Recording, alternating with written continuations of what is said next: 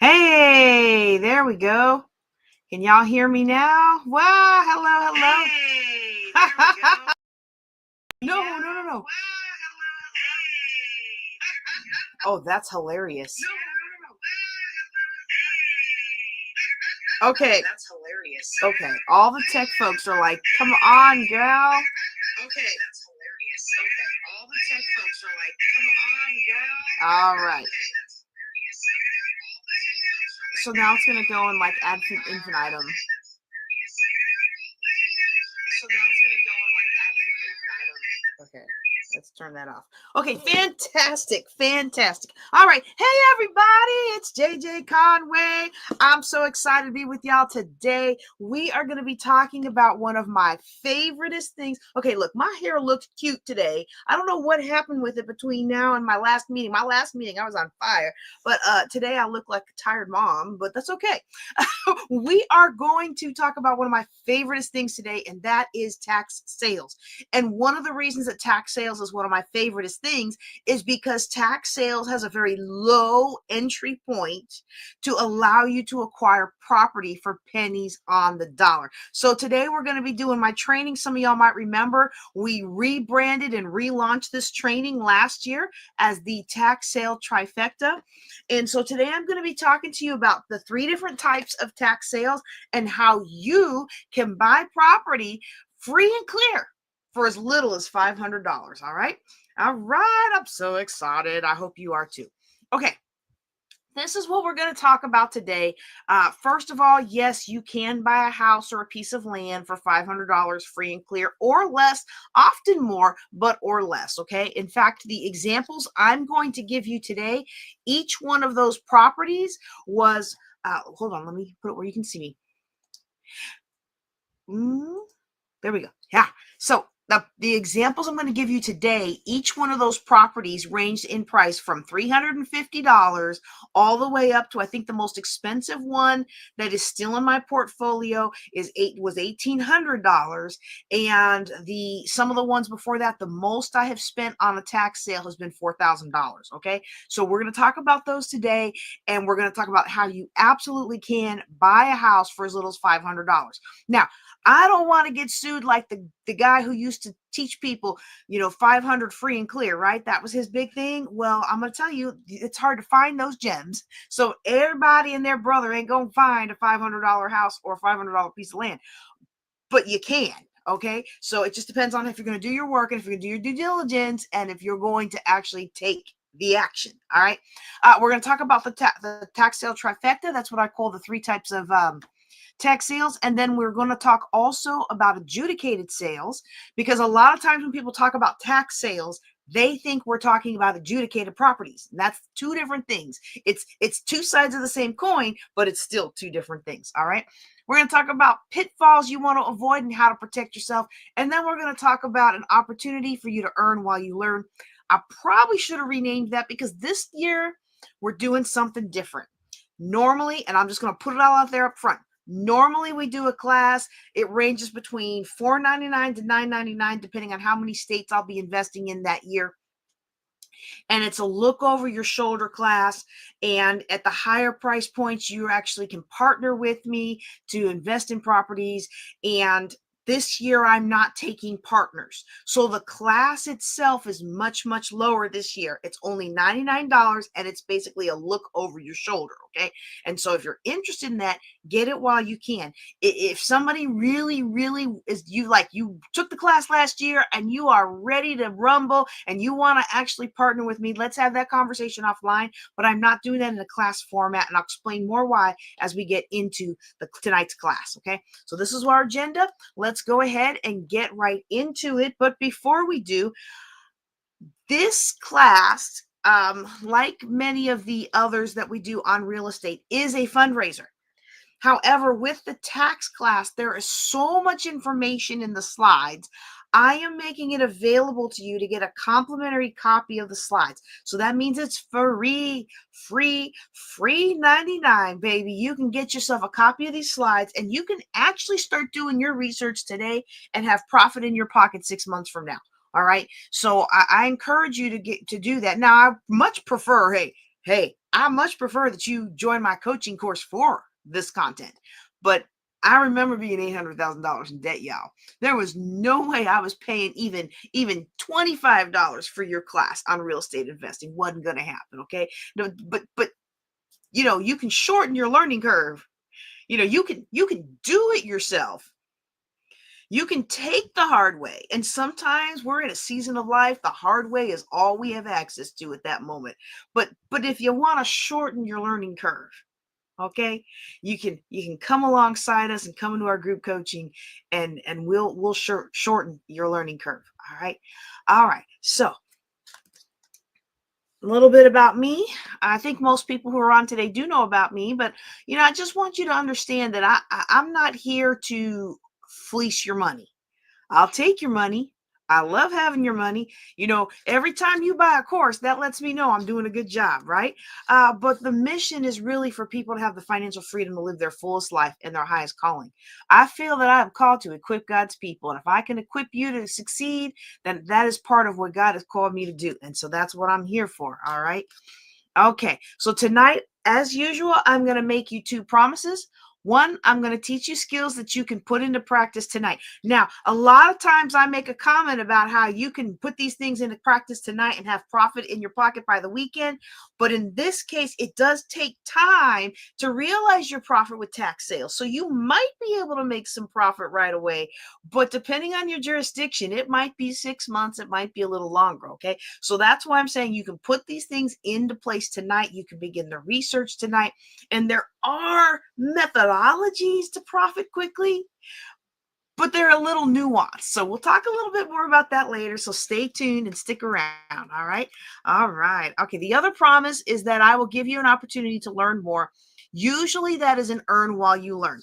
And for those of you who are just joining us, I am not offering the earn while you learn opportunity this year. Now, if you are already an accredited investor, your friends and family, you're already on my partner list, well, then in that case, we do have the opportunity for you to partner, but I'm not taking any new members to my partner list at this time. And I'll explain why in a little bit. Okay. If it's something you want to do, make sure you get on the wait list. Okay. Because when we open it up, it usually fills up really quick. Okay. So, tell me okay, I do. Okay. Okay. So like I said, tonight's class, unlike most of my others, has a lot of words. If you want the slides, scan the code, or you can go out to jjclink.com/tax slides. Actually, let me put that in the comments. jjclink.com/tax slides, and you can get a free copy of these slides, because that is a lot. And if you're new to this concept, it's a lot to take in. Okay. A lot of times,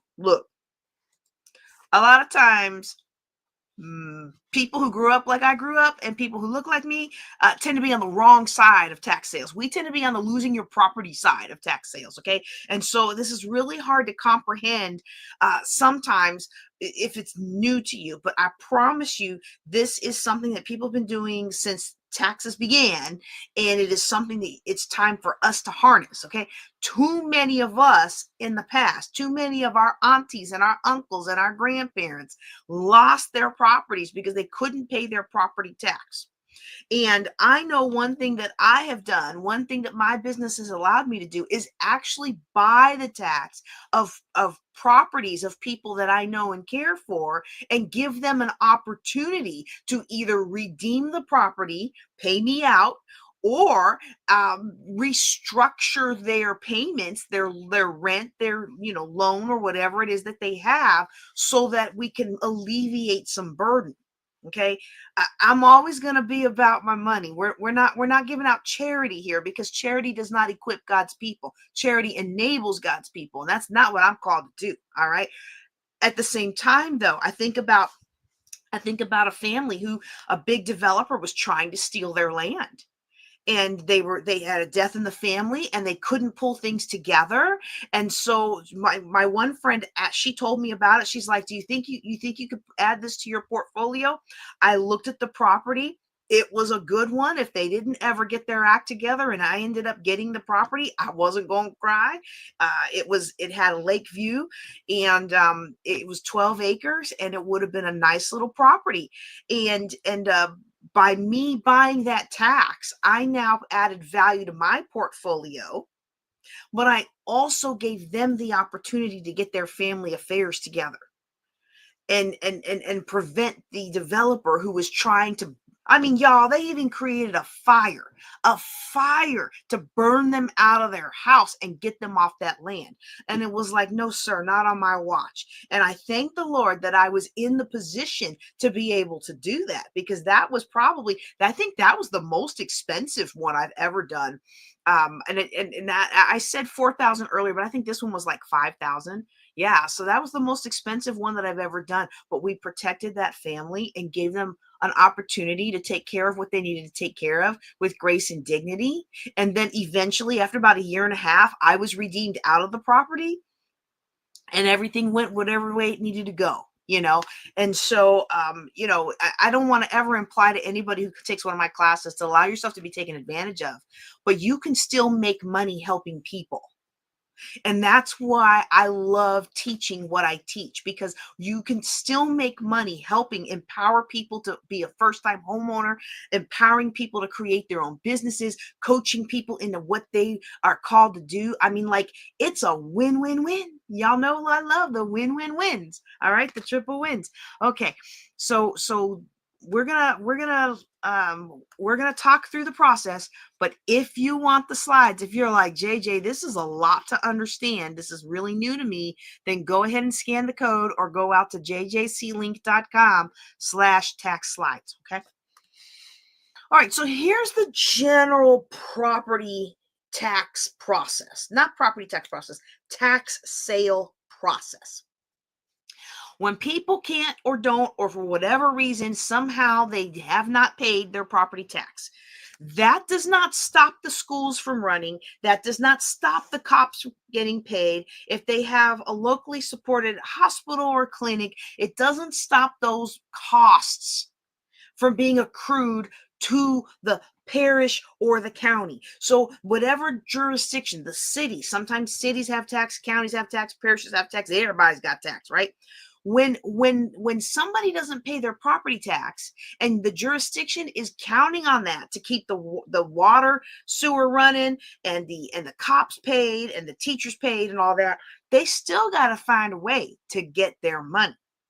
And the way they do that is by selling that tax to an investor. And what happens in a tax sale is you pay the tax. Now you see in the parentheses there, or more. Now, if you're listening as part of the Ladies of Wealth podcast, I encourage you to go out to the YouTube channel or LinkedIn or Facebook, whichever one you're most comfortable with, at JJ Knows the Way, and actually look at the slides, or you can download them at jjclink.com/tax slides. Okay. If you're listening as a podcast, because we do take these courses and we break them up into the podcast, and we don't give the whole course on the podcast usually, but we do give enough to, let you know you really want the whole course. Okay. So sometimes you pay more than the tax. Sometimes you just pay the tax, but you always at a minimum pay the tax. In some jurisdictions you pay more, but you always at a minimum pay the tax. You as the investor, you pay the tax. So the next door neighbor didn't pay their $500 of property tax. You as the investor, you cover that $500 of property tax. And now the ball is in their court to either redeem you out of it and give you your money back with interest, or you eventually get to proceed to take ownership of the property. Now, they do have that opportunity to redeem. It's different in different jurisdictions. It can be anywhere from 6 months to 3 years in Louisiana. I heard, and I'm not going to name it because I have not done this research, but I heard from one of my students that their state actually does not have a redemption period. Once it goes to tax sale, you're done. And I'm like, oh, well, that's very juicy. And then they told me what the state was, and I was like, well, it may not be so juicy for me, because I like properties I can get to. Okay. If the original owner of the property does not redeem the property, then the investor can begin the process to take ownership. And what that looks like is different depending on what kind of tax sale. Let me say that again. What that looks like is dependent on the type of tax sale. So there's 3 types of tax sales. That's why my new book is called The Tax Sale Trifecta. It'll be coming out soon, y'all. So you're gonna get a notice for a pre-order. I hope y'all will help me out on that. Okay. If we can get a bunch of pre-orders, we can get it on that bestseller list. Ooh, that'll be so nice, y'all. It'll be nice for me and it'll be nice for you too, because you'll be a part of doing something big and helping people take ownership of their life. Look, let me tell you another reason that's really important to me about tax sales. Some of us have a real hard time buying property. Some of us have hard time buying property, and some of us have a hard time renting property for our business, and some of us have a hard time finding property. Some of us have a hard time getting things sold to us, especially depending on where we live. And if you live in a place where it's a little difficult to get your property, well, tax sales, especially if they're done online, can be an opportunity for you to slide on in. Okay. So that's one reason that is very, very precious to me and very important to me to teach these concepts. All right. So there's 3 general types of tax sales.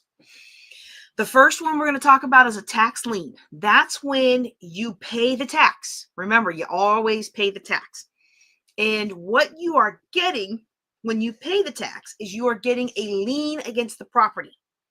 You are getting a lien against the property. So you know how if you get repair work done and you don't pay that tradesman, then they can turn around and file a trade lien or a mechanic's lien or a plumber's lien or a fill-in-the-blank lien on your property, and you can't sell that property without paying off that lien. It's the same thing with a tax lien.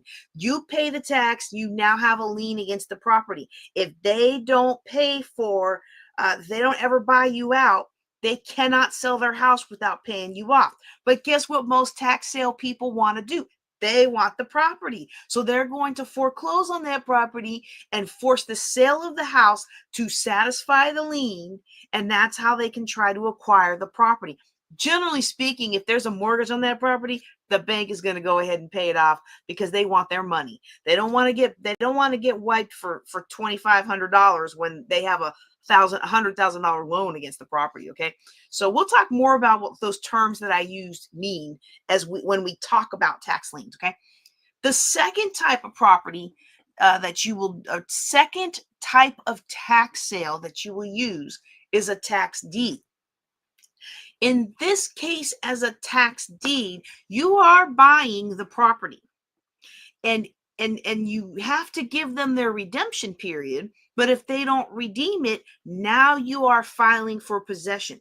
So the tax lien, you get a lien against the property. You may or may not get it. The tax deed, you are buying the property. If they don't redeem it, you get it. Okay. And now again, tax deed, just like any other tax sale, most of the time the investor gets the money, not the house, not the property. Okay. So we just want to be aware of that.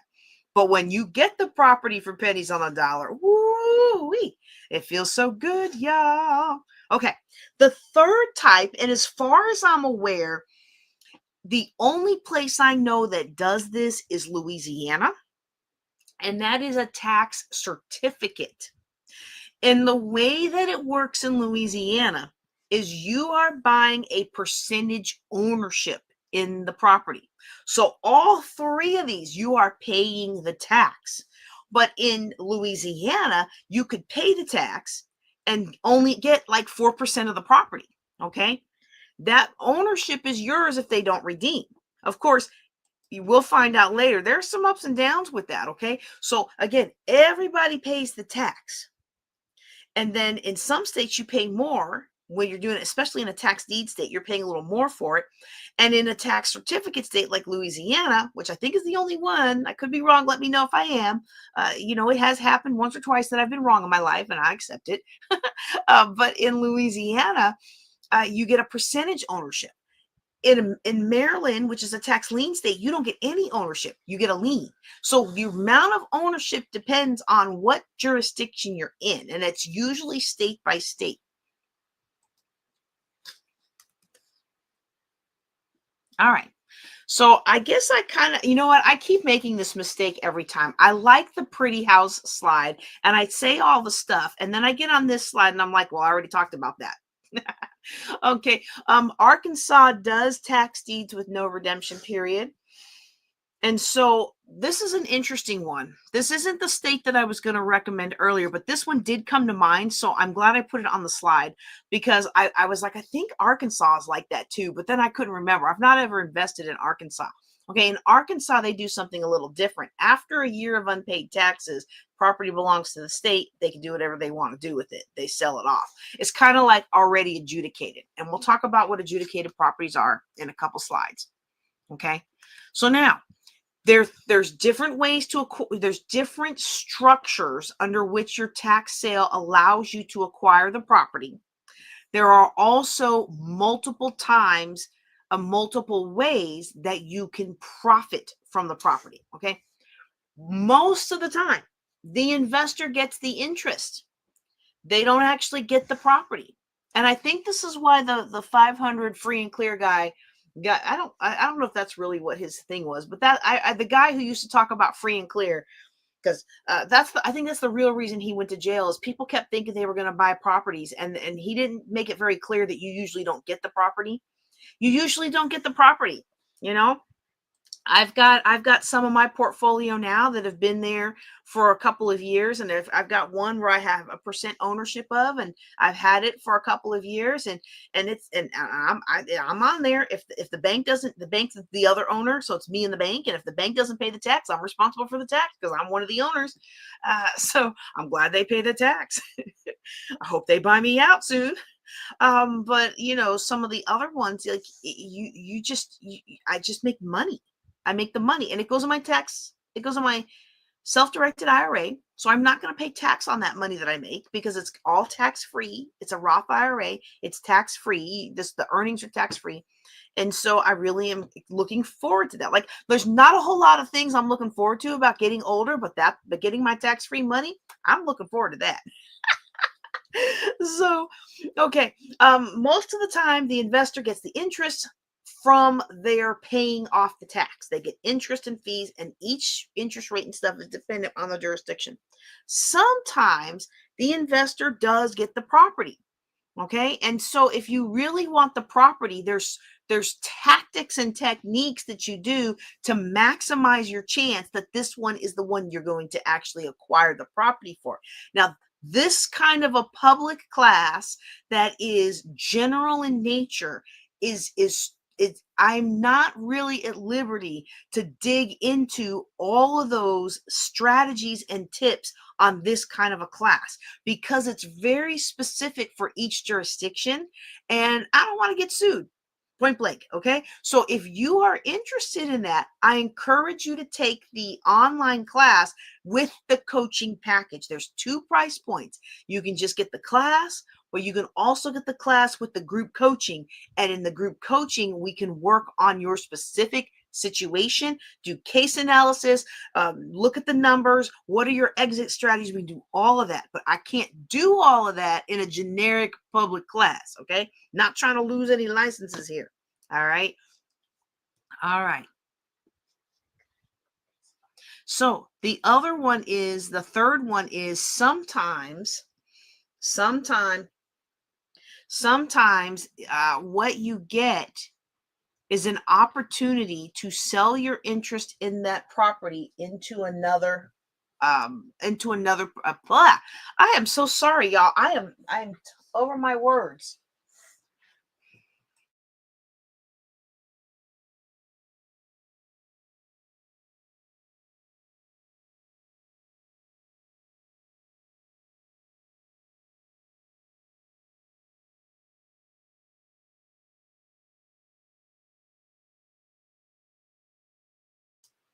Hello, hello. Sorry about that, y'all. Um, okay, I think I stopped on occasionally. Let me go ahead and hit that again. So occasionally you can sell your interest in the property to another party. I've seen that before, y'all. Mostly I have seen that. Come here. Come here. Come here. You already interrupted. You might as well come say hi because you already interrupted my training. Come say hi. Come say hi. Come on, give me a hug. You already interrupted it. Come give me a hug. All right, go back to your room. Go back to your room. Go back to your room. If you're going to interrupt my training, you need to come say hi. That's my rule. Okay, and you know you want a hug. All right. Oh, this boy, let me tell you what, when he was nursing and he was a baby, just a few months old, he was sitting in these classes every Thursday night. Yes, he was. Okay. And anyway, what I was going to say about selling your interest, I've seen so many times where a new investor who did not get into a coaching program, who did not connect with someone who does tax sales at their local RIA, went and bought tax sales without researching, and then they ended up with a dog of a property. And the next thing you know, they are trying to sell their interest in that property to somebody like me who looks at the property and says, there's no profit here. That's not always the case, but it has often been the case. So you might be able to do that. But chances are, if there were a lot of upside to that, you probably could keep the property and make the profit yourself anyway. And again, in our group coaching, we can help you analyze all of that. All right, go now. Stop. I'm trying to look. It to be a longer hug. Well, you're not going to get that by messing up my hair. That's why I'm taking you off. Okay. All right. So now, all right. So that's that slide. All right. So now let's go to the next slide. And now I lost my peoples. Okay. All right. So each place has each jurisdiction has a different rate of return. And your rate of return really matters. The higher the rate of return, the more money you get back on your investment. And we don't really stop to think about it sometimes. We don't realize how the nature of compound interest causes an exponential acceleration of our money. And so we think it's kind of like a straight line, if I double my money in, I double my money out. And it doesn't work that way when you're investing at interest rates that compound. And real estate is one of those investments that can compound. Okay. Let's see. The other big thing that matters is your redemption time. Okay. So you see the different times here for different types of liens, and one types of liens or deeds. That says Texas tax lien, but that should say tax deed. Man, where did I get this chart from? They did not do a good job. Okay, I'm going to have to make my own chart. I'm realizing I'm just going to have to start doing that with a lot of my stuff. If you haven't already got the slides, that's where you can get them. There's the QR code. All right, but your redemption time, let me say that again. The rate of return is important. Your redemption time is also important. So in Louisiana, if they don't redeem for 3 years, you make 41%.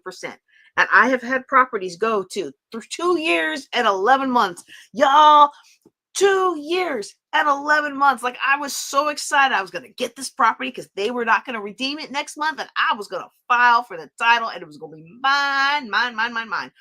And they redeemed it. I was like, but it's 41%. And I made 41%. I really wanted the property, but I made 41%. Okay.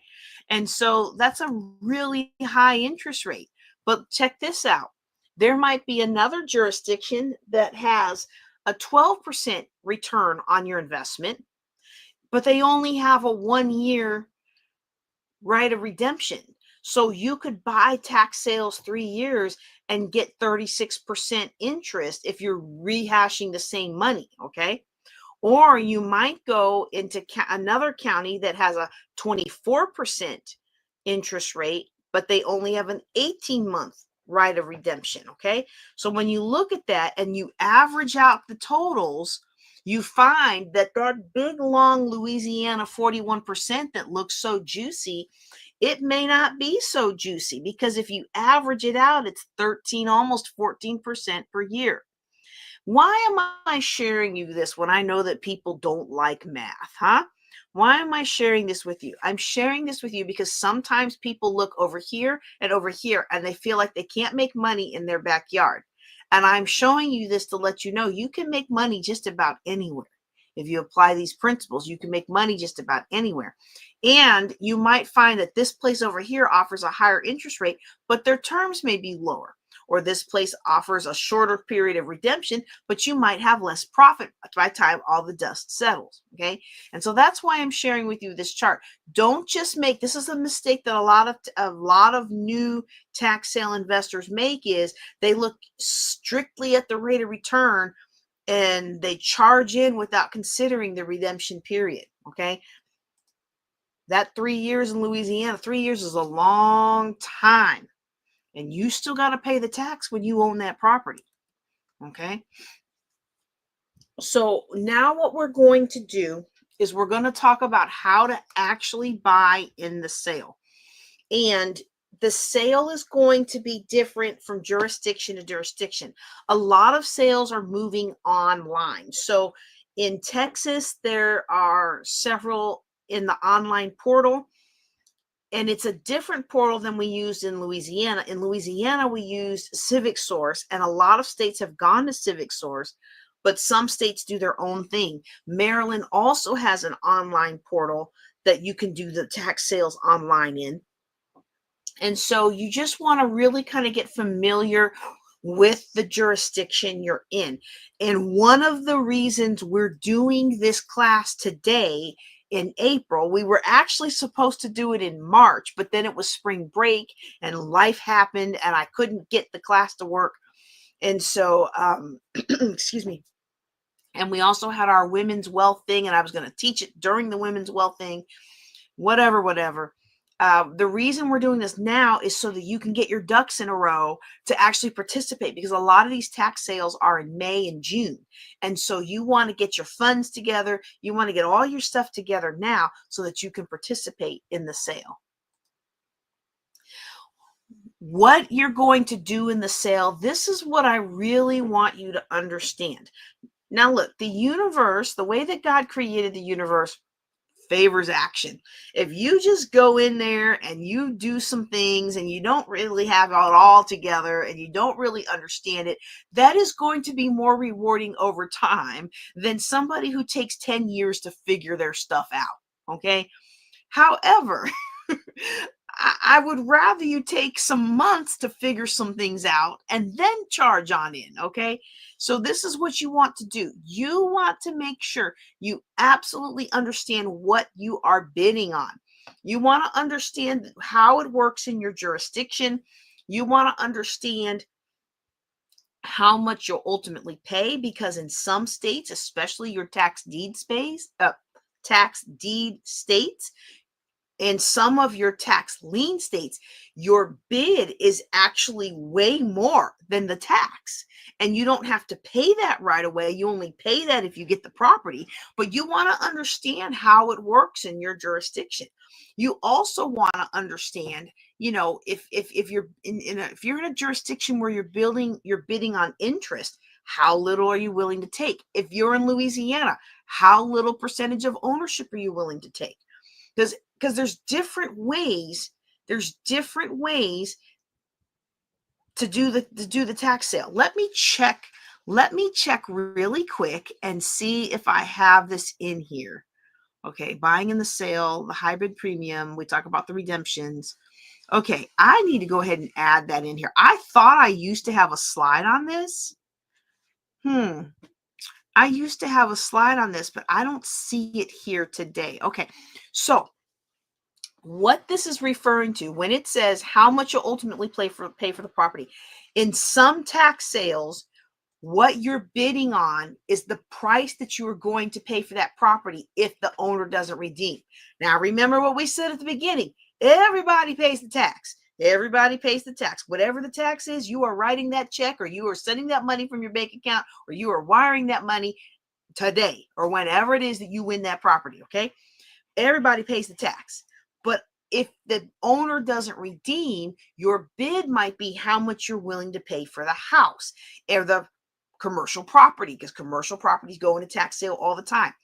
Whatever you're bidding on, if that's what that jurisdiction bids on, you need to be very clear about what's the most you'll pay. Why do you need to be clear about that before you go into the auction?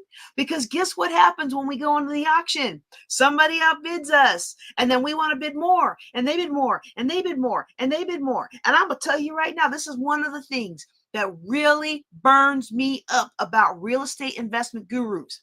I was at a tax sale at the courthouse one time, and this person was bidding and bidding on property, and the property itself was only worth $20,000, but her mentor allowed her to go as high as $40,000.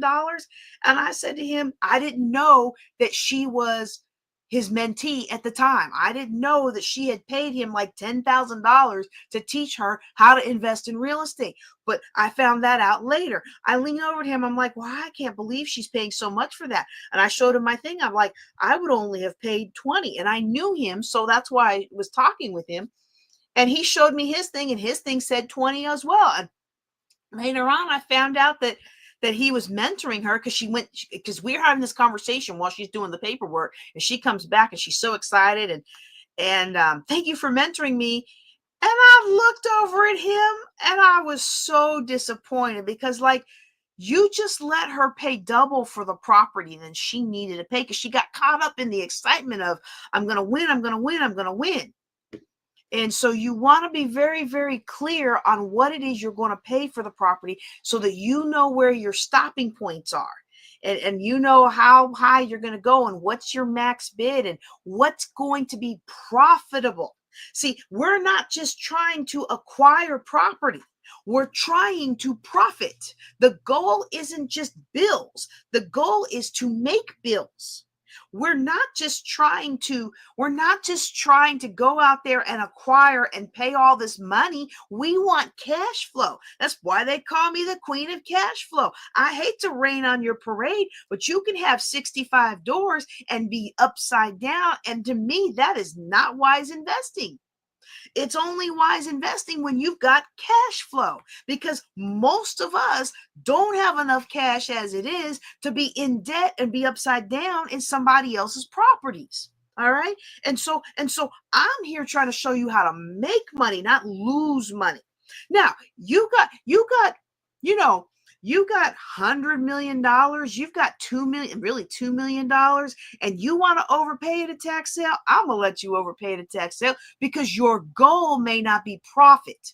Your goal may be acquisition. I want land mass. I don't care how much I have to pay for it. I'm getting these properties. Okay.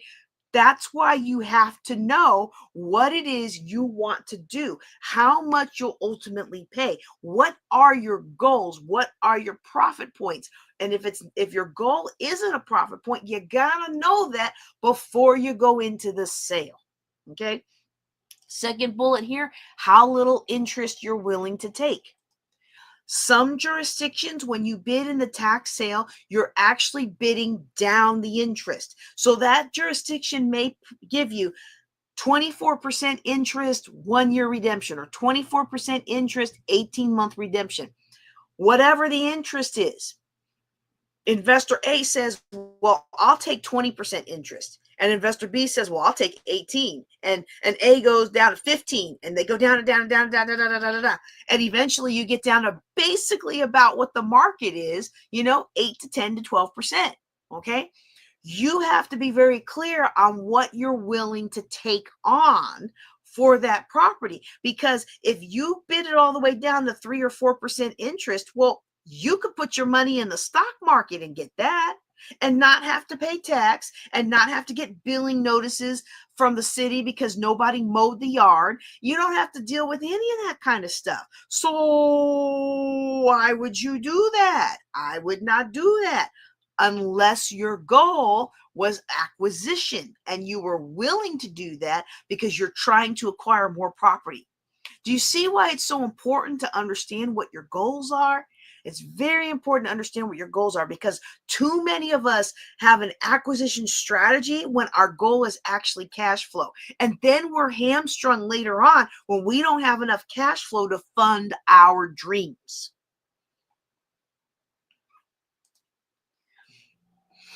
The other one on here, how little percentage ownership you're willing to take. Again, I think that Louisiana is the only one that does this.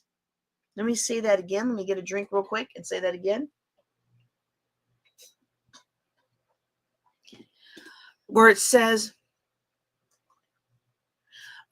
how little percentage ownership you're willing to take. I think Louisiana is the only one that does this. But what this bullet is referring to is the bidding process in states that do bidding as part of ownership of the house. So in Louisiana, everybody starts off at 100% ownership. And this investor says, I'll take 99% ownership. That investor says, I'll take 50% ownership. This investor says, I'll take 39% ownership. And you bid all the way down.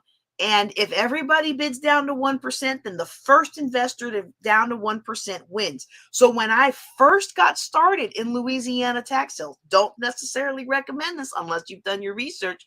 But when I first got started in Louisiana tax sales, one of the things that I would do is I'd line up all the properties I want to bid at, and I'd go 1%, 1%, 1%, 1%, 1%, 1%, and I would get them too. I would get them. I'm going to get these properties, and I would pay the tax. And generally speaking, because I picked good properties that are likely to result in me getting my money back, they would redeem the property, and I would get my money back. Okay. So there's only one from those couple of years where I did it that way that never got redeemed. It's the one that me and the bank still own together. But I'm a 4% owner on that. And I don't know what I was thinking. You know what? I was just doing. I'll be honest with you. I wasn't thinking. I was just doing. I saw an empty tract of land in a swanky neighborhood, and I said, getting it. Well, I got it all right. We'll talk. If you take the follow-on class, you're going to hear about that plot of land a lot, because there are so many mistakes I made with that plot of land, and it's still going to profit me. It's still going to profit me, but there were a lot of mistakes. Like, I would not buy that plot of land again if I knew now what I knew then. But who knows?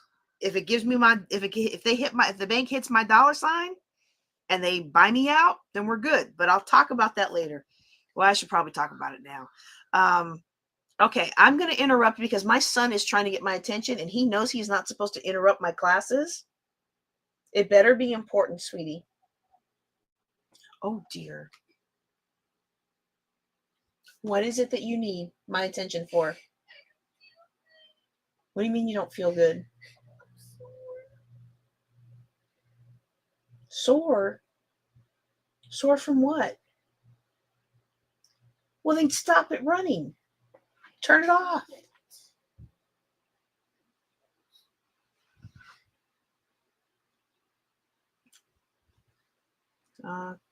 Come here. Come here for a hug. We're already interrupted. You must be really, really tired to not have realized you could just turn the button off. I did try to. I think it's kind of stuck a little bit, huh? Come on, I got to finish teaching my class. If you don't come on quick, people are going to think I'm not teaching, and they're going to jump off again like they did last time. If you want to come on over, you can come on over. Okay? I hope you feel better. You're getting too big for my lap, though. You know what? One day you're going to take over this company. Yep, you're going to be teaching my classes. Okay. All right. Where were we? Okay. Yeah. Okay. I was talking about Louisiana. Okay. So in those cases, it's how little percent ownership you're willing to take. That's what this bottom one refers to in that section. And so what I do now with Louisiana is I don't do 1% bids. I made money. That was great, but I really want property. So I only do 100% bids, which means if they don't redeem it, it's automatically mine. I'm already in the tax records. In the tax records, my IRA is already the 100% owner. So that property is mine. if they don't redeem. Okay. And so please don't mess up my hair when I'm on a call. Okay. All right. So you want to understand your profit centers. You want to understand what you're bidding on. You want to understand how the bidding works. The other thing you want to understand the payment policies. Yep. Because remember, you always pay the tax, but in some jurisdictions, you're going to pay more. And you want to know when they need the funds, because some of the tax sales I do, you have to have that money into them by 2 o'clock the next day. Some of the sales that I've gone to, especially since I moved to rural Texas, they need that money on the spot, because that person who is executing the sale for that county, he's executing the sale at your courthouse, and he's driving an hour into the next rural town to put a sale at that courthouse, driving another hour to the next rural town to put a sale at that. He's not going to be back to get that money.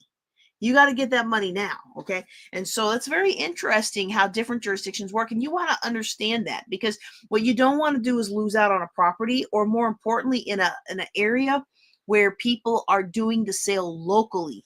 You don't want to ruin your relationships. Okay.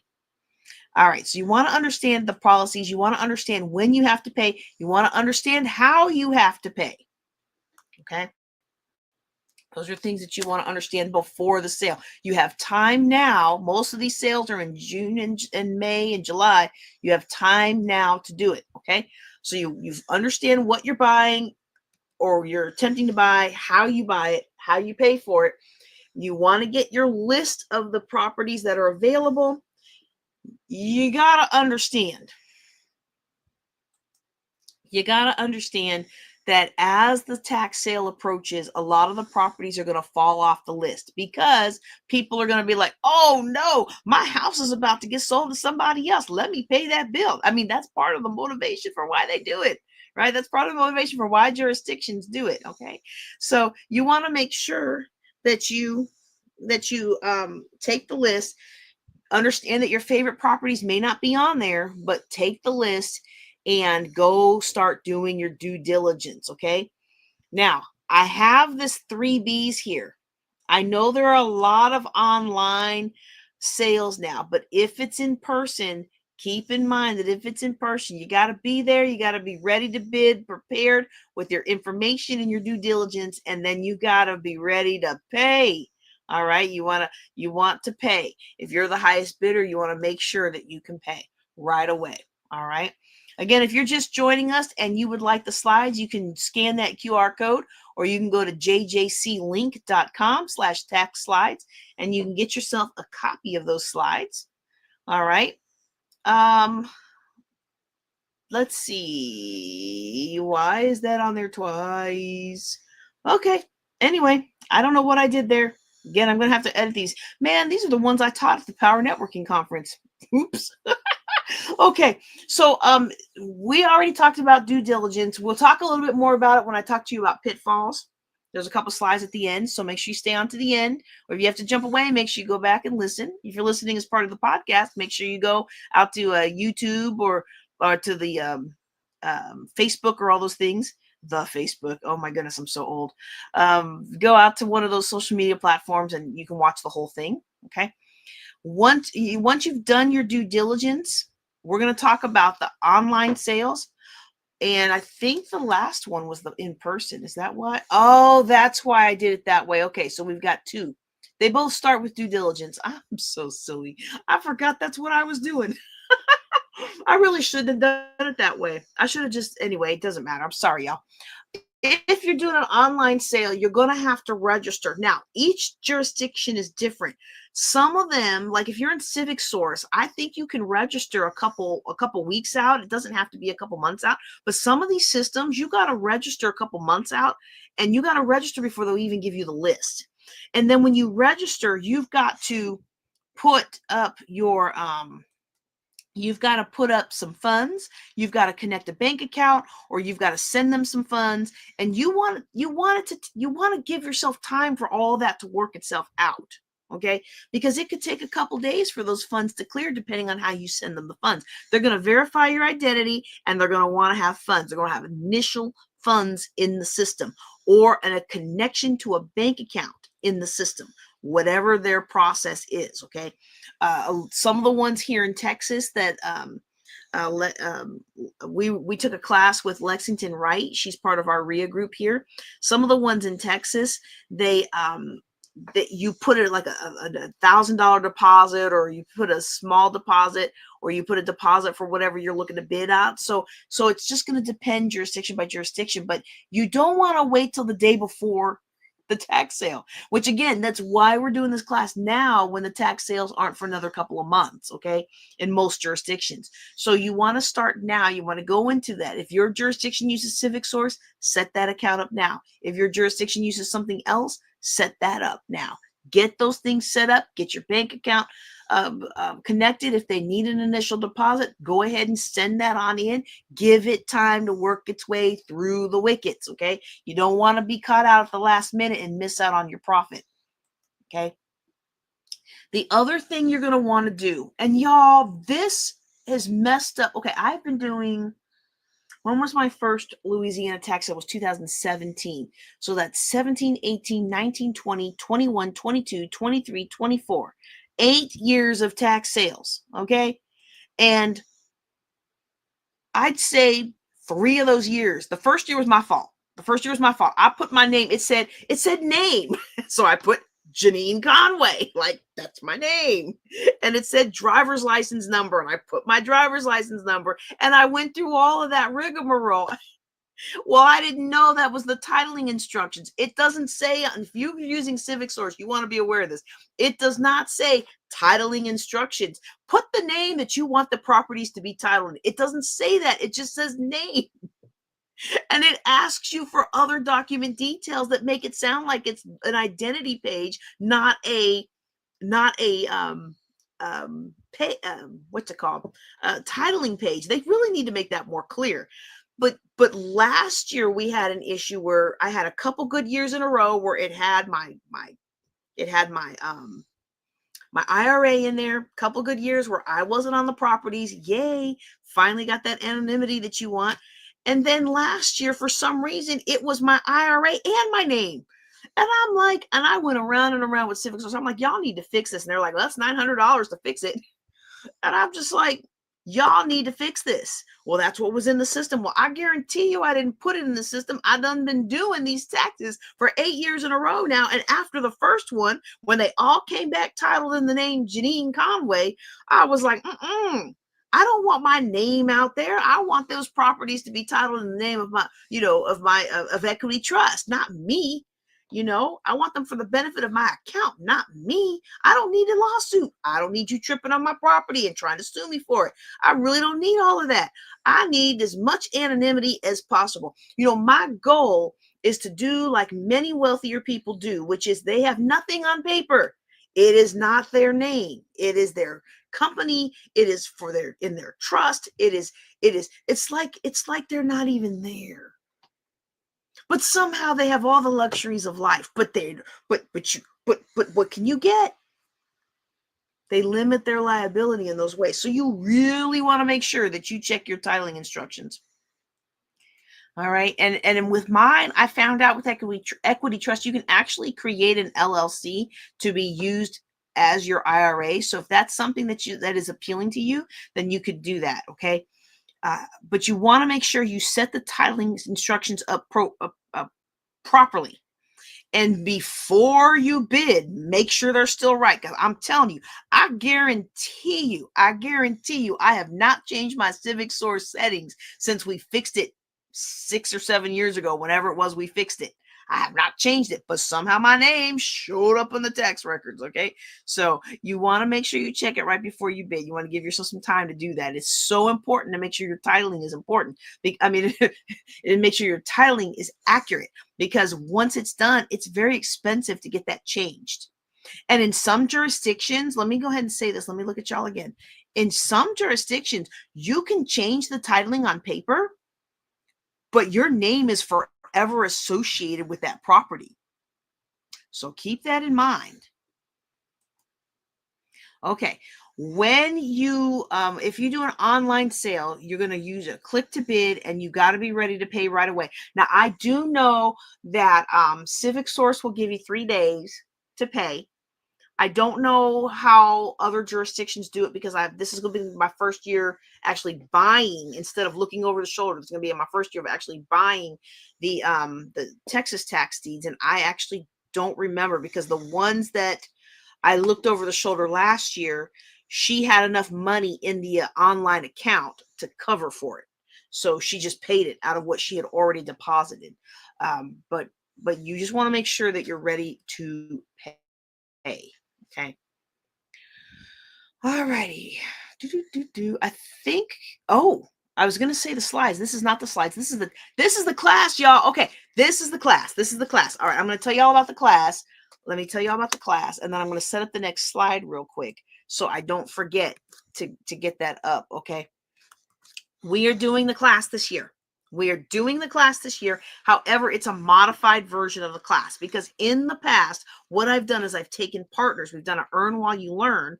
And so you've been able to partner with me and partner in the profit. It's kind of a joint venture kind of thing. Okay. I'm not doing that this year, because this year I'm going to focus on Texas tax deeds. And this is the first time that I'm physically buying them all by myself like a big girl. Okay. And so in the past, I've been partnering with others so I could learn the process. And just one of the things about me, if I'm going to ask you to pay $1,000 for a class, I want to have all the things. Well, this year, I'm not doing Maryland tax sales, and I'm probably not doing Louisiana tax sales. I'm not going to write them off. They've been very profitable for me, but I really want to focus my funds and my attention on local Texas properties. And so if I'm going to do something new like that, I'm not going to do like the people on the YouTube ads. Oh, pay my $1,000 and you're going to be amazed. Blah, blah, blah. I don't know if you're going to be amazed. I don't know. I don't know how much money I'm going to make. I don't know. I've never done it before. I don't want to take your money and lose it. It's, if we're joint venturing, we're losing together. I'm not on the hook for whether we win or lose your money. But if you're going to partner with me, my business is still small enough. I don't want people to lose money. I need the people to make money so that they can bring more people to me and we can grow the business.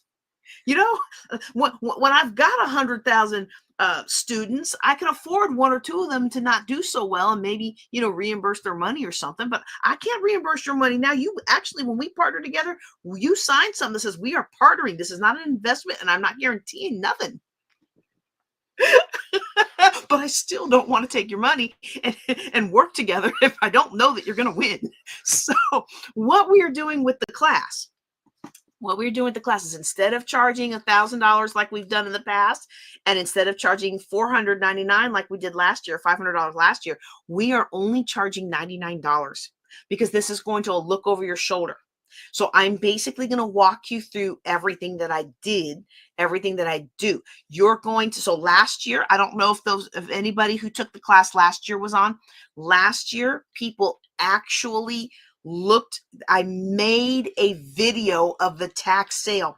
I screen grabbed my taxes, my bids. I screen grabbed all the good, the bad, the ugly. You even heard me going through it like, oh no, how did my name get in there? Oh, it was so funny, but it was real talk. And then I made the videos of the properties that I won. We went out there and I made videos of the properties, and I made videos of me talking with the neighbors about the properties and about the owner and whether or not they're likely to redeem. Like that's something that people got in those. While I was very confident in those, you're still going to get that here, but we're dropping the price down to $99 because I don't know how it's going to go. I might get in there and be like, nope, not buying nothing, and then you're still going to get plenty of value from the ramp up to the sale, right? You're from the ramp up and the research and how you do it and how you set up the system and all that. So I like to make sure that I know I can deliver. If I can just be real for a second, there was a video I made a little while ago that I realized that, especially with the Juneteenth conference, I had a lot of broken promises out there. I thought something had been done and it wasn't done. And it wasn't just one thing. I thought that people had the videos. I thought the people who bought lifetime access to the course had their lifetime access. I thought that this and I thought that was done and I thought this went out and I thought that went out. And then I had one of our speakers and authors is like, hey, I still haven't received anything. And I'm like, I've recorded multiple updates on this conference. And so when I start digging into my processes and I found out, oh my goodness, they never got what they paid for. You know, like, I truly appreciate, if any of y'all are watching today, I truly appreciate the fact that y'all didn't do chargebacks on me. But we're not doing that anymore. Okay. Well, I'm making sure I'm getting everything caught up. And so far I've gotten almost everything caught up, The only thing left that hasn't been delivered is some of the Juneteenth deliverables. But I don't want that to happen with real estate. You know, I'm going to give you everything I can give you. But I already know I got a lot going on, and I already know that this is going to be a new ground for me. So this year it's only $99, and that's basically covering my hosting for all of the stuff that you're going to be getting, all the videos and the documents and all that stuff. That's basically all it's covering. So if you're interested in that, make sure you go out to jjclink.com/tax sales.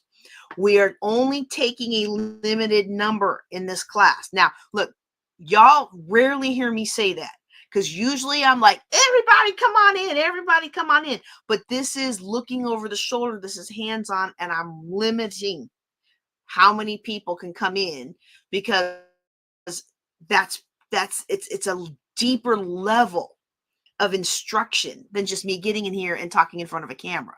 Like, we're literally going in, and I'm showing you. You're going to see the bids, you're going to see the things, and you're going to dig into those and be able to ask the questions about those. And I can't serve too many people with excellence, so we're going to neck that down, and we're only going to have a handful of people in that class. And I hope that you will be one of them, especially if you have been wanting to invest and you've been afraid to get out in there. Okay. All right, so then, excuse me. The next thing we're going to talk about is the high bid premium. I just said that kind of weird, didn't I? Hold on a second. Next thing we're going to talk about is the high bid premium. Remember earlier I said that in some tax lien states and in some tax deed states, you are paying more than the tax for the property. You are bidding more than the tax for the property. And so what happens in that situation is, if you bid too much, okay, if you bid too much, then you have to pay a premium on the amount that state or county or city thinks is too much. And that premium you have to pay on that extra amount that they think you're overpaying for the property, that is called the high bid premium. Your high bid is because you bid more than the county thinks that the property is worth. The premium is the fee you pay for making that bid. Okay. Now, it's going to be some math on the next slide. I'm about to show you some math. Please don't hang up. Please don't drop off. Hang with me. If you are in a state that does this, you want to understand this, because this is confusing for a lot of people. And it's so confusing that sometimes people don't bid on a property they actually could bid on. So let's go and see that slide. All right, so in this example on the slide, the property is assessed to be worth $100,000.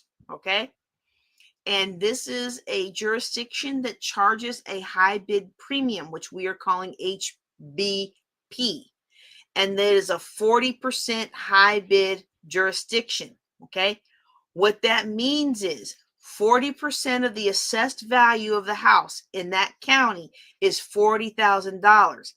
Anything you bid over $40,000, you got to pay an extra fee on. So in this case, let's say you bid $50,000. Let me remind everybody, usually at the time of the sale, you're paying the tax. In a lot of these jurisdictions, you're not paying the full price that you bid unless the owner doesn't redeem, and then you go in and you get it, okay? Then you get the property. But in this situation, their high bid premium is a 40% of assessed value. The house is worth 100,000. If you bid anything, because 40% of that is 40,000, if you bid anything more than that, you got to pay a premium on the difference. So you bid 50,000 for that house, still a really good deal. And the amount that you have to pay a premium on is $10,000. That's the 50 minus the 40 leaves 10. You got to pay a premium on the 10. Okay? And then you need to know the percentage, okay? The percentage of the premium is a 20%, okay? This is why I'm explaining it, because it gets so confusing to people that they either don't set aside enough money, or they get scared and they run away, and they actually could have made money, or they could have bought a property pennies on the dollar, okay? So in this case, let's walk through it one more time. The house is worth 100. It's a 40% high bid premium jurisdiction. In that jurisdiction, whatever you pay, the percentage of premium is 20%, okay? The house is worth 100. The high bid premium number is 40. You bid 50. There's a difference of 10. So now you got to pay 20% on that 10. That's $2,000. So you're going to pay in this jurisdiction, when the bid finishes, you're going to pay the tax. Let's say it's $1,000. Plus the $2,500 high bid premium. That's what you're going to pay at the time of the sale in that jurisdiction. Now, everybody does it different. You got to find out the rules for your jurisdiction. But I don't want you to be too afraid of the high bid premium. I want you to plan for it, budget for it, account for it, but don't run from it. Because if the numbers work, then the numbers work. And if the numbers work, you got to make them work for you.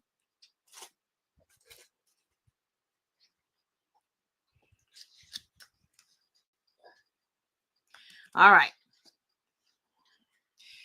Now, notice this section here. I already kind of said the high bid premium is added to the tax you're paying and is later applied to your purchase price if you end up actually getting the property. But look at this. You typically will not earn interest on the high bid premium. Okay? So, in this example, okay, I didn't put how much the tax is. Let's just call it $1,000 to make the math easy. In this example, you're going to pay the you're going to pay the $1,000 of tax. Let me say that again. In this example, you're going to pay the $1,000 of tax plus an extra $2,000 because you overbid. Okay, what they think the value of the property is worth. But to you, it was worth it. So you're out of pocket $3,000. Okay. If they redeem the price, you get your interest on that first $1,000. So this is a 18% county. You're going to get $1,180 back when they redeem. If they redeem. You're also going to get the $2,000 of hybrid premium, but you're not going to earn interest on that. You will get it back, but you don't get interest on that. Okay. So this is to kind of prevent, this is one of those things that, this is one of the things that can be real frustrating as an investor. But I actually think this is a good rule, because what this does is it prevents people who are super wealthy from just snapping up all the poor people's properties. They still can if they want to spend that extra money, but the higher you offer to pay for the property, the more you're going to have to pay in high bid premium, and you're going to have to pay it right away, and you're not going to make any money out of that. And if there's anything that most wealthy people I know can't stand, it's to not be making money off of their money. All right, so keep that in mind.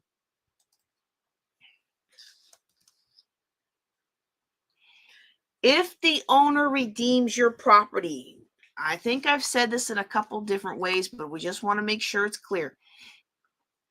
The investor gets back their money with interest, and it's going to depend on your jurisdiction. And I talked about Louisiana. Louisiana, you can get up to 41%, a baseline 5% plus 1% for each month you still hold the certificate. Okay. Most jurisdictions, you're going to make more than the market if you do some good research. So you want to do your research and your due diligence to make sure that you have you want to do your research to make sure that you have a good property, a good candidate property. And again, we can analyze that in the group coaching. Okay. There's not a whole lot of group coachings left. So you want to get in on that right away, or you won't have the opportunity to bring your list, and you won't have the opportunity to bring your list. So you want to get in on that right away. But one of the things that I want to warn you about, you saw on the slide that, Louisiana has a base rate of 5%. Okay. We'll talk later about if the owner doesn't redeem, what happens. But in most jurisdictions, you got to pay the subsequent tax if you have that property over a year, right? Well, in Louisiana, they charge you a 5% fee for using your credit card or debit card, any kind of card, instead of just bringing them the money, right? A cashier's check or whatever it is, or that they take. I think they take regular checks for most of them. If you pay that subsequent tax 5%, and then they redeem the tax and give you back 5%, well, you haven't made any money, and you just broke even on that piece of tax. Now the original one that you paid, you're going to get 12 months of interest on that. That's an extra 12%, but we want to be smart with our money, and we want to make sure we're making money, not losing money. All right. So if they redeem, you get the interest that you made on your money.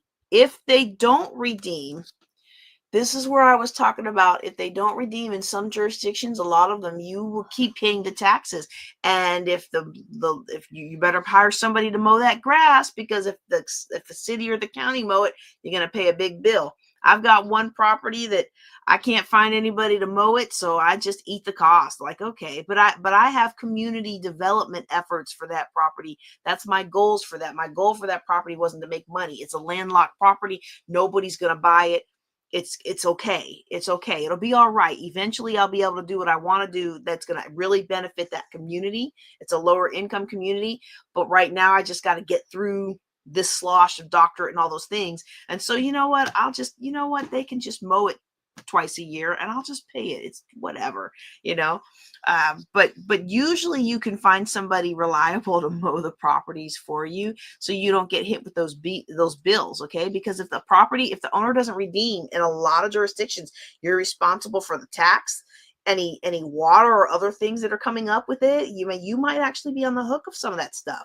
Now, that's not everywhere, but you might. Okay. In some jurisdictions, you have to take ownership in a certain time limit. Okay. You have to take ownership.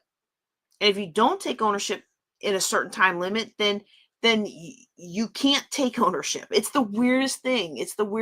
I'll explain it more. I'll explain it in more detail in our group coaching and in the big class. But it's one of the things, like in Louisiana, if you don't buy out the other investors right away, like if you want the property. Oh, I should have explained that. I need to add a slide on that. Okay. So in Louisiana, if you are a partial owner with other people, then you got to buy them out and redeem the property. So I had one where I had to buy out all the other investors. Well, all those other investors who had the year before me and the year before that, I was able to do that through the county or through the parish. But I have another property where it's been so long, you have to make a one-on-one deal with somebody, and they have to quit claim that over or do some kind of legal transaction to sell you their ownership, or you pay them for the ownership, basically. And that can get really complicated really quick. So you have to operate in the proper time limits. And I feel like the time limit for this class is starting to wind down. So let me go ahead and hit the home run here. All right. If they don't redeem and you get after the redemption period and they haven't redeemed, now you can do whatever it takes in that jurisdiction to actually get the property. So if it's a tax lien, you're going to foreclose. You might get the writ of possession. You might have to file, if you only have partial ownership, you might have to file to partition the property. So that land, that piece of land in the swanky neighborhood I told you all about, I'm a 4% owner on it. It would cost me $10,000 to partition that land and get me my 4% of it.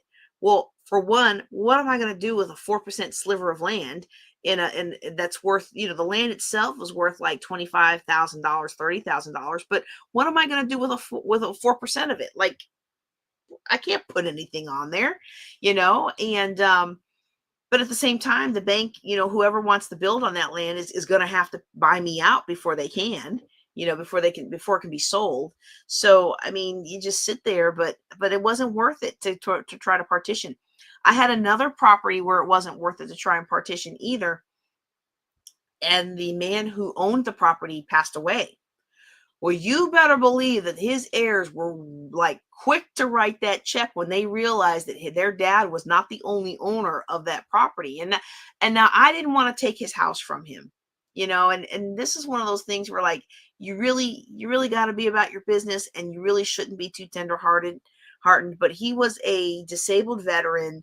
He took great pride in taking care of that house. Like after a hailstorm, he went and patched everything up himself, and he was all cripple like. So I knew it was hard for him to have done all that. And I came up on him one day and I thought to myself, you know what? I could take this man's house and try to put somebody else in here. But that property, was only going to bring, because it was kind of rural. It was only going to bring me about $300 or $400 a month. It was a nice sized lot, but it was a trailer home on it, a single wide on it. And I was like, you know what? This is not, I'm a disabled veteran. I can only work for so long. I've got health issues. People laugh at me because everything that all my chairs and everything have to be straight. I go to the gym, but when I go, I have to hold my neck a certain way because I got a slip disc back here. Like, I'm broken up. And I just think that I would want somebody to have mercy on me in my last couple of years. And I thought, you know what, as long as he's paying the subsequent tax, I'm not going to worry about it. He paid the tax, he mowed his yard. I didn't worry about it. And then he died. And I thought, well, I need to do something about this. And let me tell you what, they sure did come in and pay me off, because I think I was 50 something percent owner on that, or maybe it was just under 50, whatever it was. I was a significant percent ownership of his property, and it was on a large lot. Like, even if we had split it, I could have gone in there and I could have put something on it, and it would have been cost effective for me to do that for what I paid for it. Hey, Dennis, so nice to have you on today. All right. So you really do want to make sure that you know the process. And I did not know that process. Until I started having properties that I could actually try to take possession of. And it was like, what? No, we are not doing this. So from then on, I was 100% only. And if that means some years I don't get some, then some years I just don't get any properties. But every year so far, I've been able to get some properties from Louisiana. So that's been good. Okay. If the property doesn't sell, okay. So we talked about the property sells and the owner redeems it, or the owner doesn't redeem it. But there are some properties that don't sell at the tax sale. They're like not worth it and nobody wants them. They're like a sliver of a 0.1 acre sliver that you could put a shotgun home on. And there was one, but it got torn out by a tornado. Whatever the reason is, there's some properties that just don't sell at tax sale. And in some jurisdictions, you can actually go to the courthouse or the land recs or wherever it is that they keep this, and you can get a list of unsolds. And you go in there with the money, first paid, first served, and it's yours. But you have to ask yourself, why are these unsold? So I'm personally not a fan of buying unsold sight unseen, unless you are very familiar with the area. So for example, I'm very familiar with Prince George's County, Maryland. I'm very familiar with Bossier City, Louisiana. I'm also familiar with Shreveport, Louisiana, which is across the river from Bossier City, but I wouldn't invest in Shreveport sight unseen because I don't know Shreveport like I know Bossier. When Bossier Parish, which is basically like Bossier Parish is Bossier City, plain dealing. It's up that a little bit of Houghton. Like I know those roads. I've driven all over those roads. I'm very familiar with those neighborhoods, you know. And so for me, if I can look on the map and know where it is, I know what the property's worth. I already know what it's worth. I don't need to be there. And so I may want to be there to see it and make sure it's actually a property and it's not like burnt down or anything, right? Like, but I just, some people do, they buy things unsold, I mean, unseen. And I'm not there yet. I'm going to try it this year though, y'all. And I did that in Louisiana last year. A funny story about that, but our class is getting late, so I may just tell that in the big one. Or you can go back to last year's because I'm pretty sure I told it. No, I didn't. We hadn't done this yet. Oh, yeah. Nope. It was in the tax sale class. Okay. So if it doesn't sell, let me get back to the topic at hand. If it does not sell, they'll sell it next time. They'll try to sell it next time. And in some jurisdictions, after so long where it doesn't sell, it becomes what they call adjudicated. And the interesting thing about adjudicated properties is they have different programs. Like some jurisdictions have the neighbor program. Basically, if you mow the yard for a year and you take good care of it and you prove it, you can go in there and get it for $1. Some places you can just get it for $1. Like when I first got started, we could get property for $1, and I wish I would have bought more of it, but they had restrictions on it, and we were military, so I couldn't guarantee that I was going to stay there for 5 years. Um, most of the ones that you're going to find are going to be, maybe around 500, 1,000, 5,000, maybe a little bit more depending on your jurisdiction. But you just buy it. You're just basically buying it from the county, from the parish. Okay? And it's what they call adjudicated properties. And so there are a lot of places you can still go and just get the list. And when we did the Maryland tax sale last year, we were in our group coaching, and after the sale, they actually gave us the list. They actually gave us the list online, and so you can see that online. But a lot of jurisdictions are using brokers like Civic Source, and in Civic Source, you initiate the sale of that property, but you don't actually just take it off the market. They have to auction it. And I'm like, really? Like if nobody else wanted it, I want it. Why do we have to auction it? It's just their process. It's just their process. Normally you end up with it, but sometimes you don't. So you want to watch out for that too. Okay. Now it does sound easy. I know it does sound easy, but there are gotchas. But before I do that, let me tell you some ideas on how you can mine these properties, even if you don't buy them. Okay.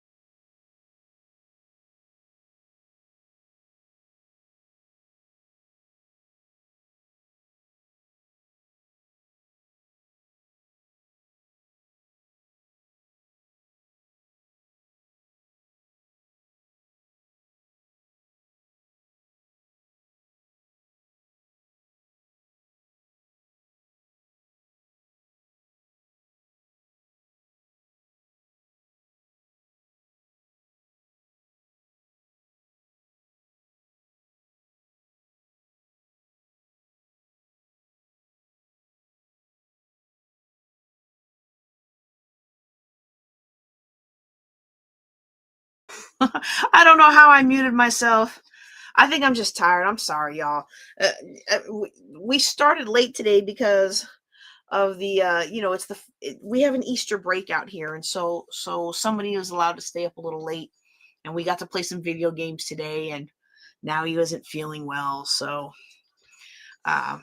we had a little bit of issues, but please give me some grace. Even if you don't actually buy the tax sale, there are some opportunities for you to profit. Okay, so that's what we're going to talk about on this slide. Okay, just like with foreclosures, you could be the one that does the research for other investors, especially since a lot of out-of-state investors, a lot of people are really buying into the whole out-of-state investing thing. I'm not really sold on it, but hey, if you can make money helping them out, why wouldn't you? If you can make money helping them out, I'm not going to tell you don't make money helping them out. Help them out, all right? You can do the research for those investors, and you can get paid $50 to $100 per property, depending on how those investors run their business, just to go out there and take pictures and do some basic research on it, like who owns it and stuff like that. You can do that for some other investors, okay?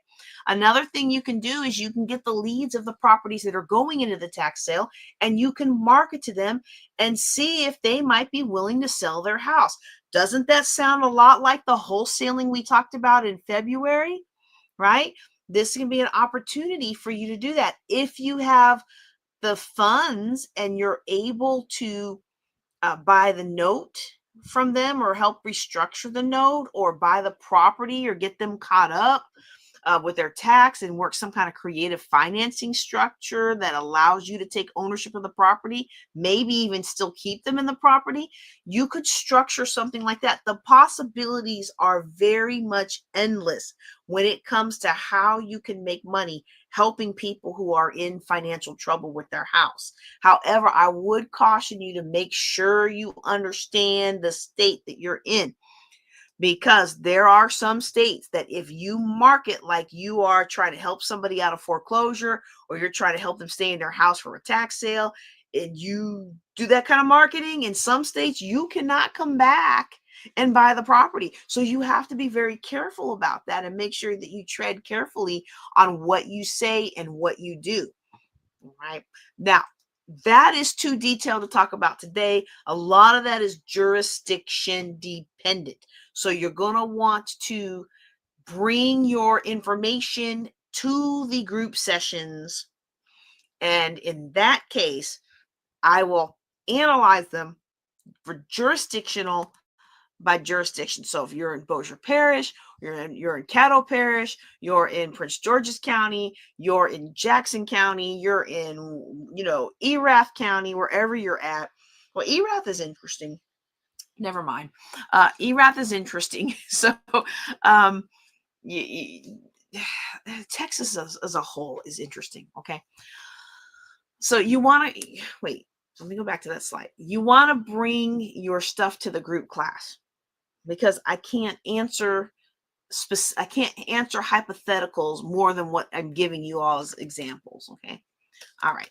So now there are some absolute pitfalls you want to watch out for. Okay. Like, for example, number one, legal fees and subsequent taxes. Y'all, I bought a property at a tax sale. I paid about $300 for this property, 100% ownership, 3-year right of redemption, but I'm pretty sure nobody's going to redeem it and it's going to be mine. I was so excited, so excited, so excited. And immediately I got hit with a $1,200 bill. Thankfully, we were able to get it talked down to $900 bill. But I was like, why am I getting this bill? Lots of reasons. We'll talk about it in the main class. But the bottom line is I had failed to do my due diligence. I had forgotten that in that town, you not only have a parish tax, but you have a city tax. And the city had a whole bunch of fees that I had not researched. I had researched the county, but I had not researched the city. And I have had that happen every time every time. So 2017. and 2024 because I usually don't invest in the city of Bossier City. I usually invest in the Bossier Parish out in the country a little ways and get more of those properties. So yeah, you got to watch out for those legal fees, subsequent taxes, and other things that might be waiting for you to pay for them once you acquire the property. And again, that's jurisdiction by jurisdiction dependent, because remember, in some states you don't take ownership of the property until the end of the redemption period. But at the end of the redemption period, if there's an outstanding water bill, guess who's got to pay for it? Somebody hasn't paid their electricity in 20 years. They shouldn't be there, but guess who has to pay for it? All right. So you want to watch out for those kinds of things. You also want to watch out for, like, over the winter, if nobody winterized that property and then in spring the pipes bust, sometimes you can recover, but sometimes it's not enough profit in that property. Sometimes you just have to walk away. So you want to watch out for things like that, okay?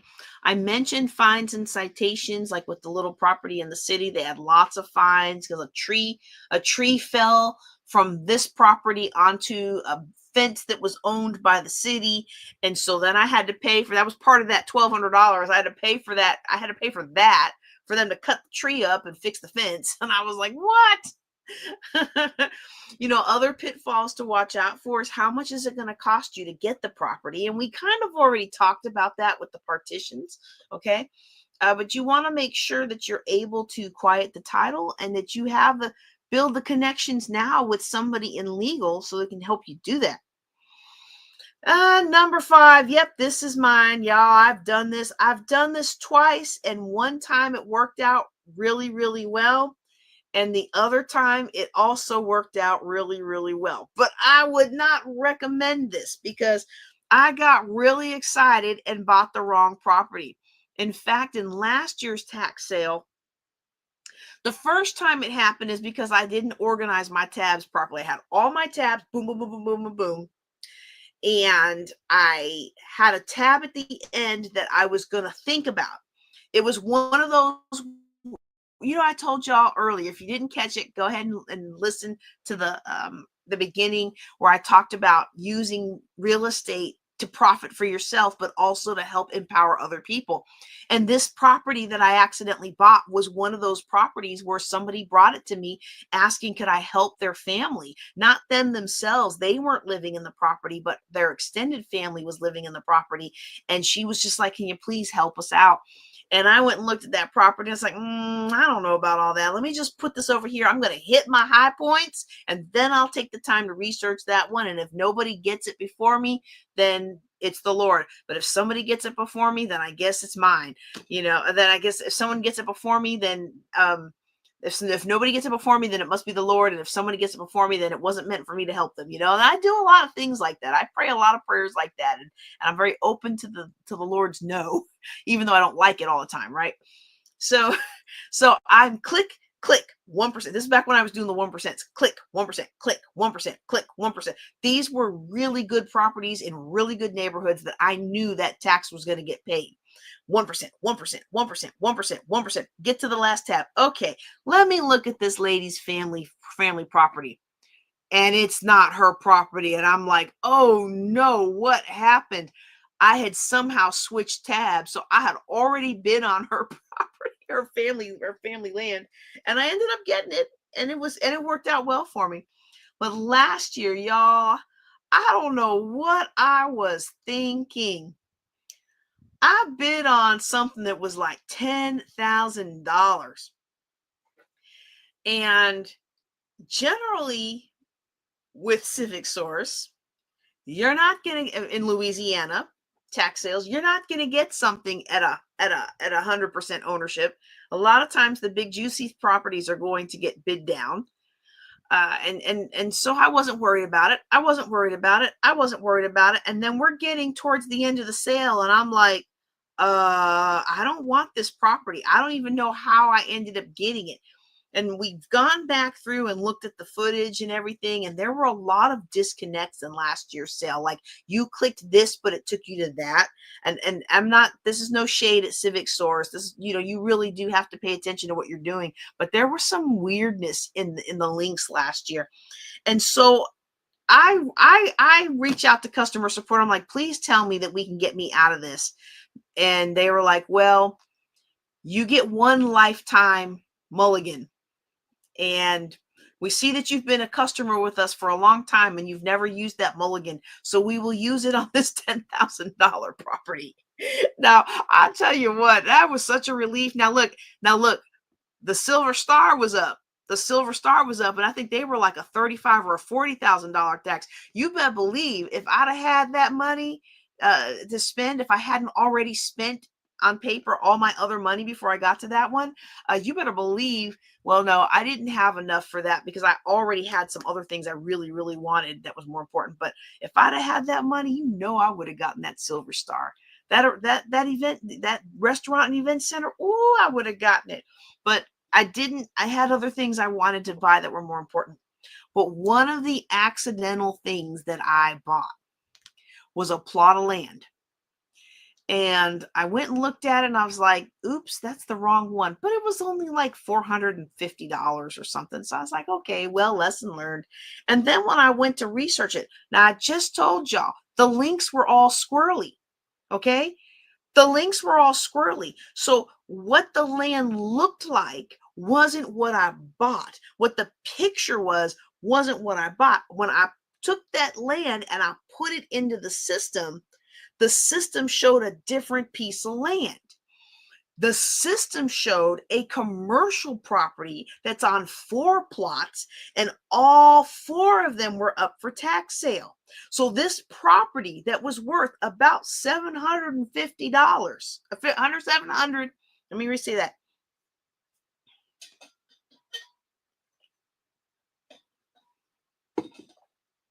Remember how I said the stuff was wonky?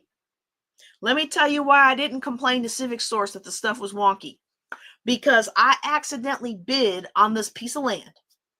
And when I went to research the piece of land, I went and it showed that I was winning the piece of land, and I was looking at others around it to see if I wanted the other ones. I was like, wait a second, this is not what I thought I was getting. And so when I went and did more on it, I was like, wait a second, this click leads me to this, and this click leads me to that, and that click leads me to that. And that little piece of land that I was winning on was part of a 4-parcel piece of property, commercial property, worth $750,000.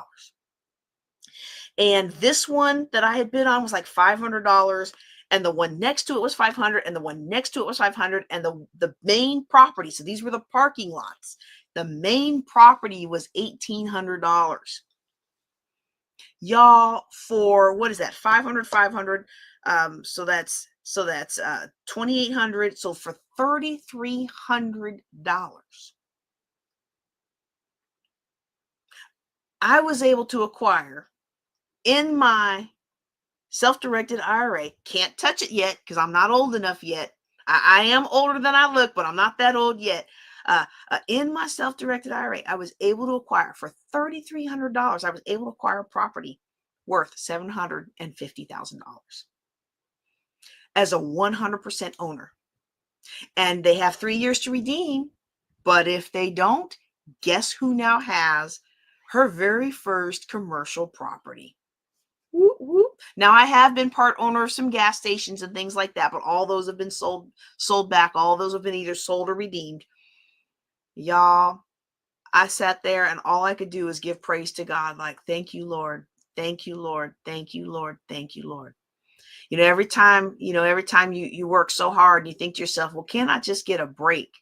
Sometimes we get a break. Sometimes we get a break. I don't want you to be afraid. I know I've given you a lot of pitfalls to watch out for.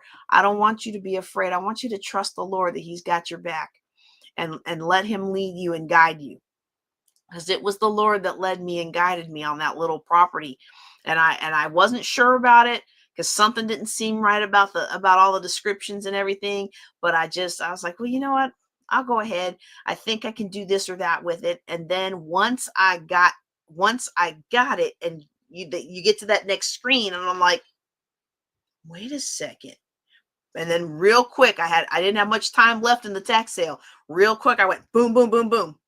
And you know what? I want to thank him. I'm pretty sure the reason those things were available was because the system was so wonky last year. Thank you, Jesus. So I'm telling you that, but there are also times I have gotten excited at the sale and bought the wrong thing. So I own some strips of land that I'll never be able to do anything with. I own 4% of a strip of a plot of land in a bougie area that floods, so nobody's built on it yet. But the bank has started paying the taxes, so I think they're gonna buy me out soon. But like sometimes you just get excited, you get caught up in it, and you're just like clicking, and you okay. You want to watch out for that pitfall, because you get stuck with a property, you're liable for that property. Okay. So those are some very important pitfalls to watch out for. And the way you avoid them is to research. We've talked about that. Research. Okay. I'm going to give you 2 examples from my very first tax sale that I was doing in Maryland. Okay. Now, I did tell you about the plot of land that I do have that's landlocked. That's a different situation for what I'm about to show you here. Okay. You see this here? I was so excited, y'all. Oh, I was so excited.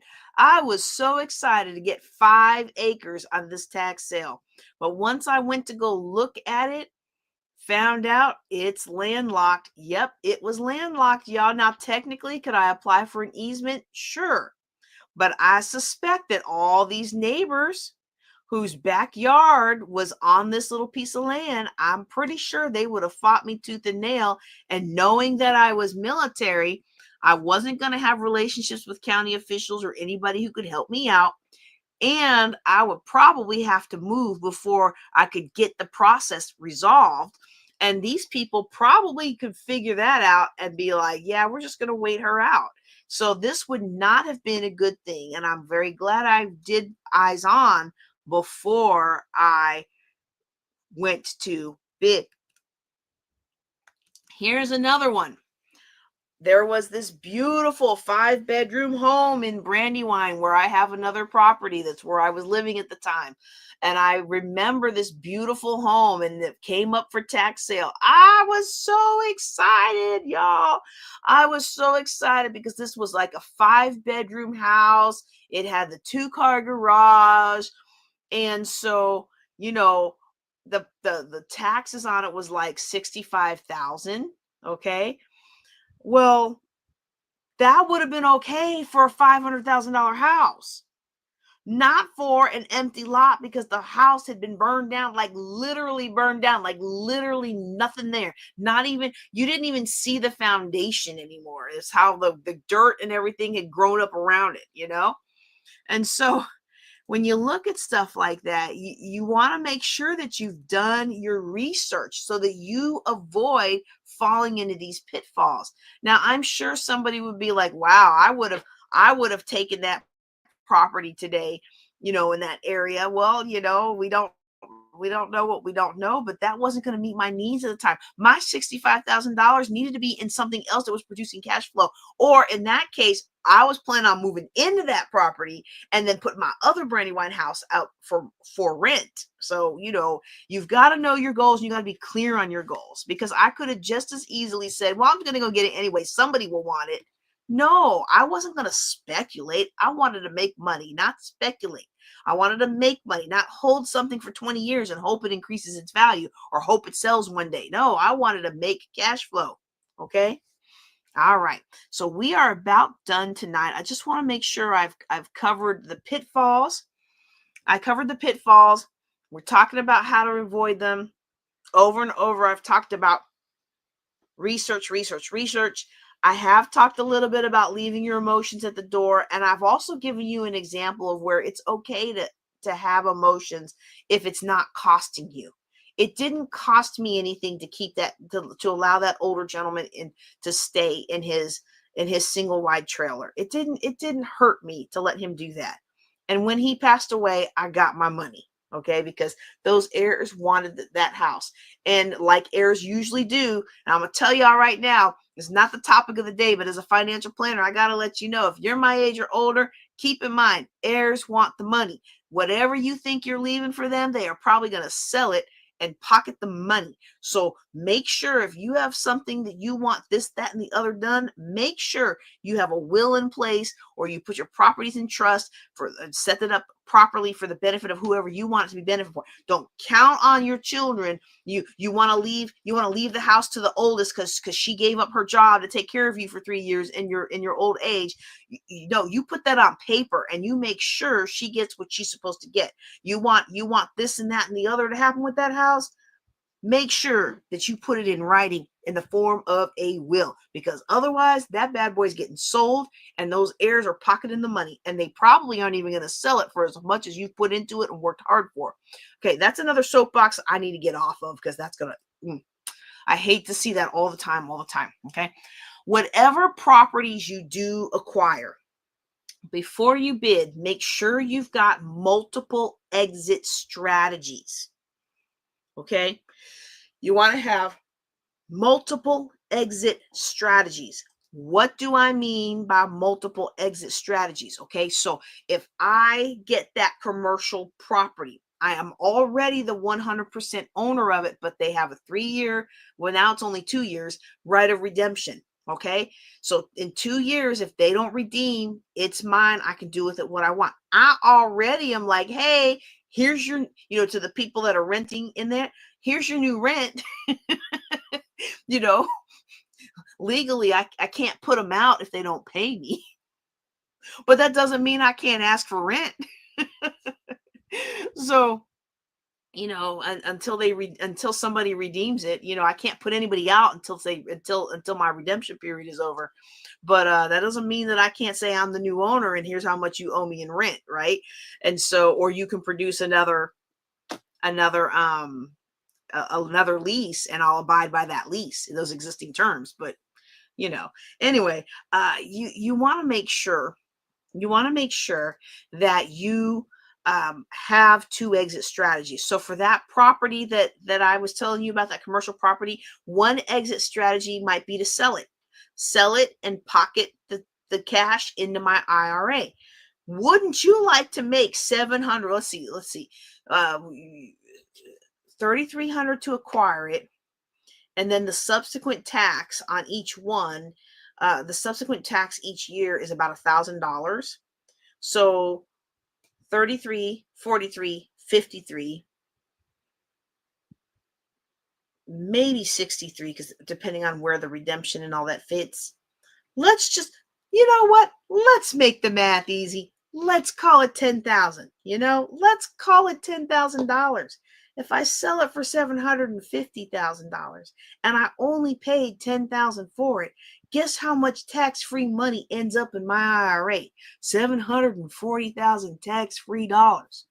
You can do a lot of living with $740,000 tax-free dollars. Now, let's not count chickens before they're hatched, right? Or is it don't count your eggs before they're hatched? Most investors don't get the property in tax sales. They get the money. I am not delusional about that. Although you see my smile, I really hope I get this property. Okay. That one exit strategy would be to sell it. Another exit strategy would be to rent it. Another exit strategy might be to owner finance it. Sell it to somebody, an end user who maybe has trouble getting a loan together, and they will pay me instead of the bank. So that's 3 different exit strategies for that one property. So whenever you go into a property, you want to make sure you have at least 2 exit strategies. And you might want to make sure that you're connected with local investors, because sometimes we think a exit strategy will work and it won't. Like I have one property that's in the hood. It's right at Ground Central in Baltimore. I have tried so many times to sell that property because I want the cash to be able to use it here in Texas, and selling it to other investors, it's just not enough to counteract how much I'm making in rent. And so it's like, okay, well, I guess I'll just keep it. But you don't want to You want to stay connected with people who understand the neighborhood, because had I been connected with people who understood the neighborhood, they would have told me I couldn't flip that house. My intention with that house was to flip it, not to buy and hold it. Well, you very unlikely, if anybody remembers the Baltimore riots or any other riots for that matter, you're very unlikely to flip a house in riot ground central, like where you can still stand there. It's like 15 years later and look across the street and see houses that have no windows and no roofs because they were burnt down in the riots. Okay. So like, you know, was not necessarily my best buy, but it actually was a very profitable buy. So, but the exit strategy didn't work. My original exit strategy didn't work. So I had to pivot to another one. Okay. I know we're all tired of the word pivot. So the way that you find mentors who are willing to be transparent, genuine, and actually help you out is going to your local real estate investment group. Now, another way to find a great place to find predators and people who just want to take your money and pretend that they're going to teach you about real estate, but actually really don't, is also real estate investing groups. So if you are looking for a real estate investment group and you haven't found a good one yet, reach out to me. Chances are I've lived in an area, or I know somebody who has lived in your area, and we can recommend a good group. Okay.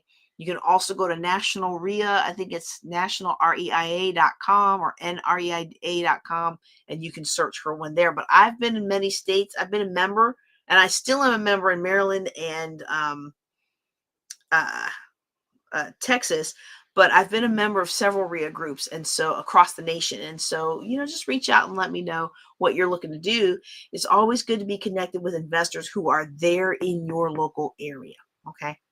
All righty. Well, I think that's everything I have for y'all today. I want to invite you to join us in the class. I'm going to go ahead and drop that link in the comments. jjclink.com/tax sales. So the other one was tax slides if you want a copy of this slide. And this one is tax sales. Okay.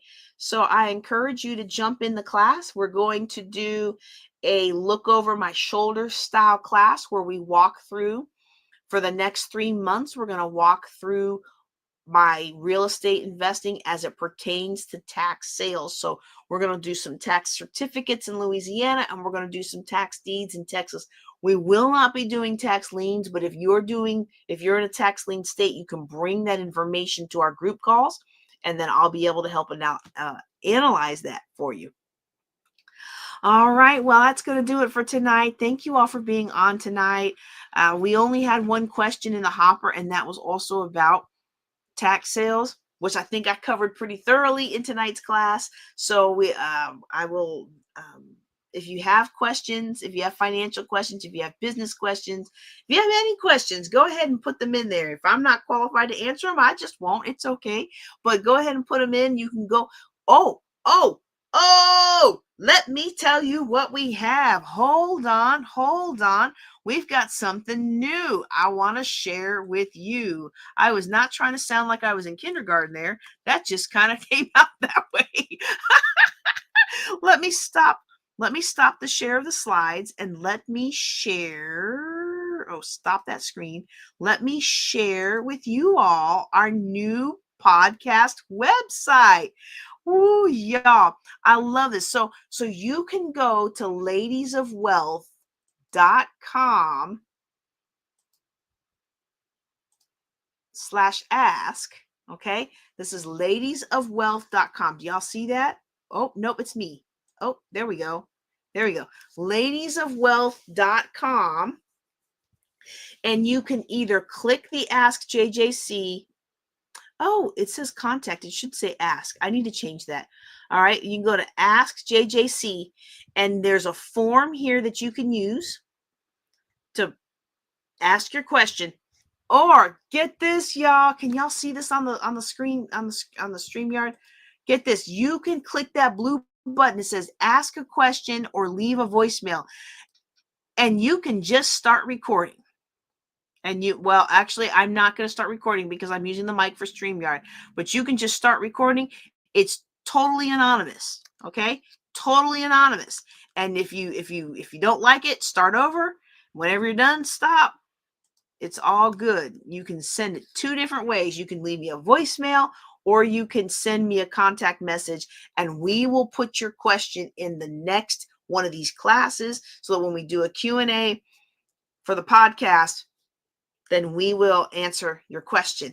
And if you do provide an email address, I will actually send you the recording that your question is being answered in case you can't be with us live. Because again, if you're with us live, if you're listening to us on part of the podcast today, we record these live every Thursday, but real estate is every third Thursday. And so every first Thursday is Q&A, second Thursday is 7-figure business building, how to create multiple streams of income. Third Thursday is real estate investing. Fourth Thursday is the empowered entrepreneur, how to become the person who can be, do, and have the things that you want out of life. And so with that lineup, it's a fantastic, fantastic Thursday night class. And I hope that you will join me on the next one. If you're here live with us today, thank you for being here. We are at almost 2 hours. I appreciate it. I promise I'm going to try to get these classes down to an hour and start on time. It just seems like there's always something that pops up. I'm like, this is getting to be spiritual. So we're gonna put some extra prayer and some extra fasting on this and get back to our get back to our roots of being from 8:30 to 9:30 Central, 9:30 to 10:30 Eastern. All right. That's all I've got for you today. I'm JJ Conway. Thank you so much for watching, or if you're listening, thank you for listening on the podcast. Y'all take care and be blessed.